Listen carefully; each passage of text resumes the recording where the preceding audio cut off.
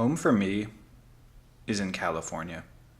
But what most of you probably don't know about me is that I actually grew up in Hawaii. My parents moved to Kailua on Oahu when I was in the 5th grade. It was and still is a gorgeous place full of natural beauty. As a grown-up now, visiting the place that used to be home is always special.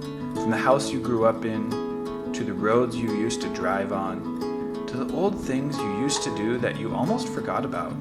It's nice to know that those people and memories are just one flight away.